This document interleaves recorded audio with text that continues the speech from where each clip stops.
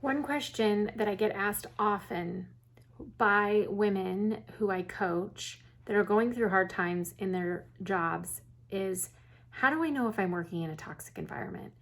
And, this is a hard one because so many times when we're in a toxic environment, it's like being in an abusive relationship and you don't even know you're in it because you are so used to how poorly you're treated that it's just become the status quo. But it's a real issue that sometimes you have to step away from and get a coach like myself or another coach or a friend or someone that's more objective to give you advice on, are you in a toxic environment? Here is how I kind of coach women through this. I ask them questions. Oftentimes I will say, do you get anxiety going to work?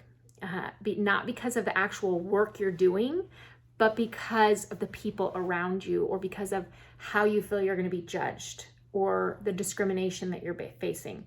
Do you physically get sick at work? So many women don't realize that, oh my gosh, my job is making me physically sick. And again, it's often not the work you're doing, it's the environment, right? Or are you afraid to go to work? Do you sit in your car and you literally have anxiety or you're afraid to get out of your car because you're treated so poorly or you don't know who's going to fly off the handle, or you're basically going to be in an environment where you feel unsafe. And sadly, these are all things that I've had to coach women through. And when they realize, most of the time when you realize you're in a toxic environment, you realize that you have to make a decision to get out. Because you can only breathe toxic fumes for so long until they start to kill you and you become toxic. And certainly I have found myself in environments where I have been around extremely negative or toxic people, and all of a sudden I find myself talking that way, or I find myself thinking those thoughts, or I find myself responding the same way. It affects you. So you don't want to become toxic, and you also don't want it to affect your physical and mental health. And oftentimes it is, and you don't realize it is.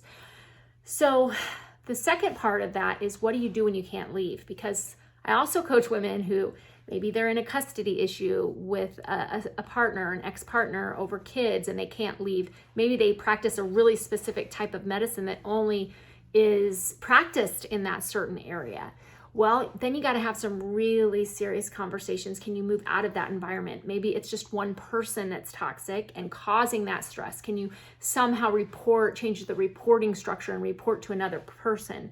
A lot of times we don't realize how much power we actually have, or especially if we are in that niche, how needed we are.